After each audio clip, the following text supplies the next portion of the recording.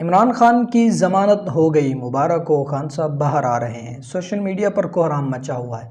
Social media की मुख्तलिफ़ पोस्टें मुख्तलिफ़ प्लेटफार्म सोशल मीडिया, यूट्यूब पर, फेसबुक पर, इंस्टाग्राम पर और इस तरह ट्विटर पर भी इस तरह की ख़बरें चलाई जा रही हैं कि इमरान खान साहब बाहर आ गए हैं या बाहर आ रहे हैं, उनकी ज़मानत मंजूर हो चुकी है।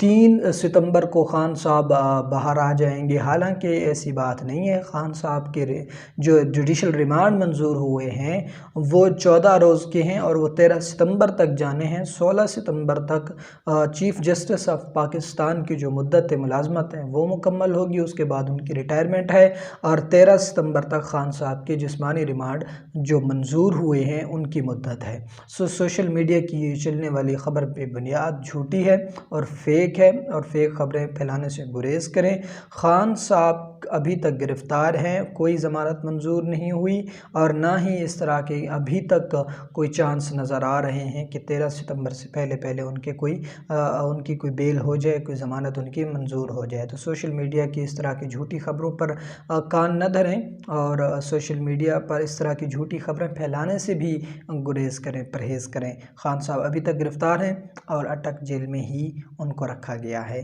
साइफ़र के केस में। तोशाखाना केस में उनकी सज़ा मुअत्तल हो चुकी थी, मगर साइफ़र के केस में जज साहब ने उन्हें दोबारा वहीं पर गिरफ़्तार करके 14 रोज़ा